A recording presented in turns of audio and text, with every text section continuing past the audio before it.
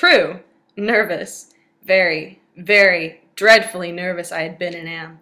But why, will you say, that I am mad? The disease has sharpened my senses, not destroyed, not dulled them. Above all was the sense of hearing acute. I heard all things in the heaven and in the earth. I heard many things in hell. How, then, am I mad? Hearken and observe how healthily, how calmly I can tell you the whole story. It is impossible to say how first the idea entered my brain, but once conceived, it haunted me day and night. Object? There was none. Passion? There was none. I loved the old man. He had never wronged me. He had never given me insult. For his gold, I had no desire. I think it was his eye. Yes, it was this. He had the eye of a vulture, a pale blue eye, with a film over it. Whenever it fell upon me, my blood ran cold. And so by degrees, very gradually, I made up my mind to take the life of the old man, and thus rid myself of the eye forever.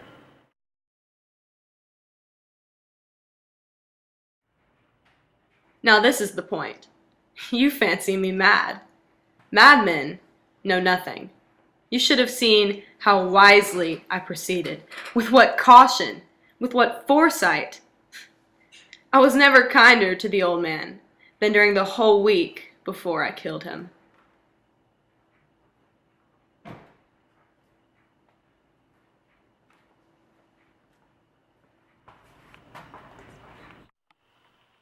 Every night, about midnight, I turned the latch of his door and opened it, oh, so gently. And then, when I had made an opening sufficient for my head, I put in a dark lantern, all closed, that no light shone out. Then I thrust in my head. It took me an hour to place my whole head within the opening, so far that I could see him as he lay upon his bed. Ha! Would a madman have been so wise as this? And then, when my head was well in the room, I undid the lantern, cautiously, oh, so cautiously. Cautiously, for the hinges creaked. Just so much that a single thin ray fell upon the vulture eye. And this I did for 7 long nights. Every night, just at midnight. But I found the eye always closed, and so it was impossible to do the work, for it was not the old man who vexed me, but his evil eye. And every morning, when the day broke, I went boldly into the chamber, and spoke courageously to him, calling him by name, in a hearty tone, and inquiring how he passed the night. So you see, he would have been a very profound old man indeed, to suspect that every night, just at 12, I looked in upon him while he slept.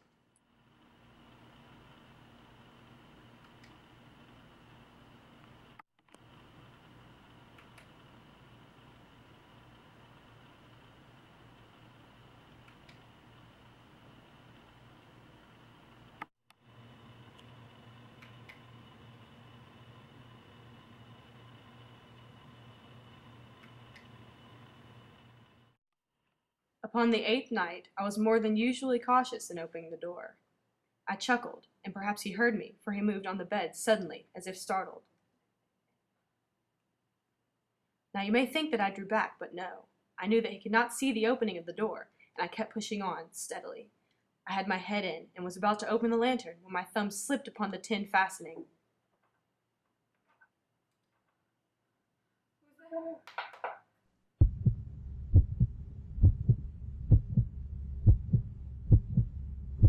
For a whole hour I did not move a muscle, and in the meantime I did not hear him lie down. I knew that he had been lying awake ever since the first slight noise, when he had turned in bed. The old man's hour had come. I leaped into the room. He shrieked once only. In an instant I had the pillow over him. I then smiled gaily to find the deed so far done. The old man was dead, stone dead. His eye would trouble me no more.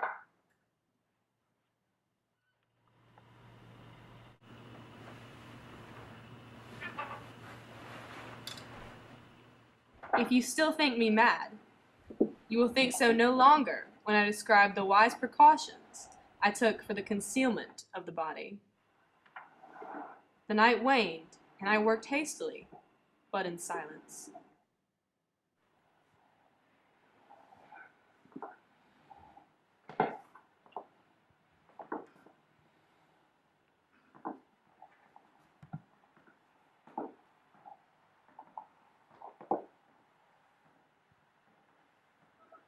First, I dismembered the corpse. I cut off the head, the arms, and the legs. I cleverly concealed the body. When I had made an end of these labors, it was 4 o'clock, still dark as midnight. Then there came a knocking at the street door. There entered 2 men who introduced themselves with perfect suavity as officers of the police. A shriek had been heard by a neighbor during the night. Suspicion of foul play had been aroused. I smiled, for what had I to fear? The shriek, I said, was my own, in a dream. In the wild audacity of my perfect triumph, I placed my own seat upon the very spot beneath which reposed the corpse of the victim.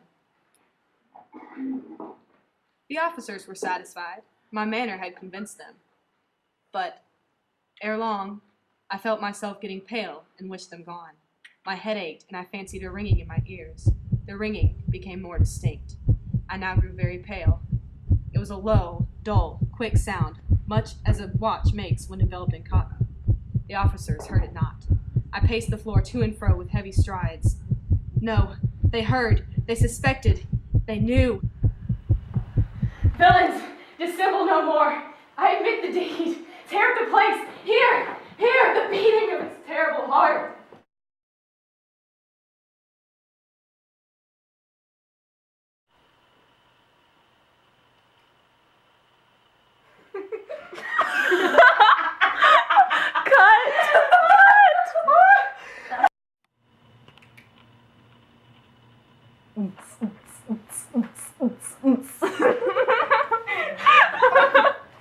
Oh no, it moved! Ah! Okay, hang on.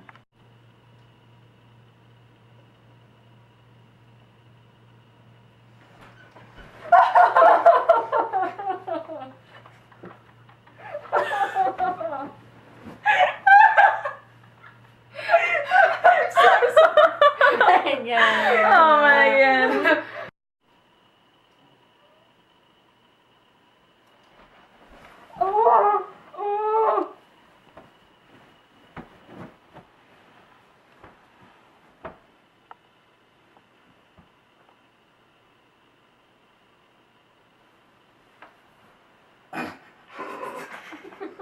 Guys!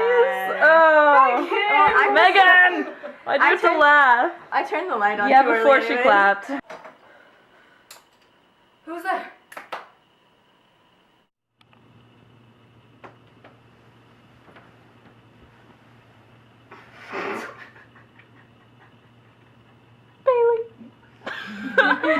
Bailey!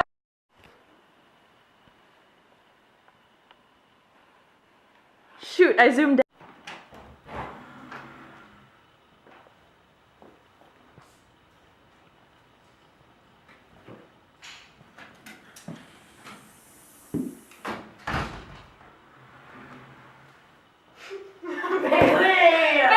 Been heard by a neighbor during the night. Suspicion of foul play had been aroused. I smiled, for what had I to fear? They paced the floor to and fro with heavy strides. They heard, they suspected, they were making a mock. Dissemble no more. Frick! You want us to do it for you, Bailey? Can we do a voiceover? Yeah, you can. Okay. Our voices sound similar now. Okay. This thing sucks.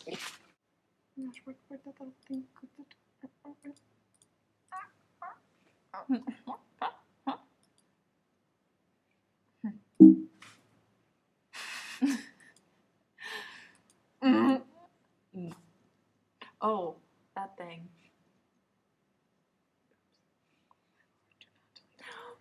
Wait, click stop.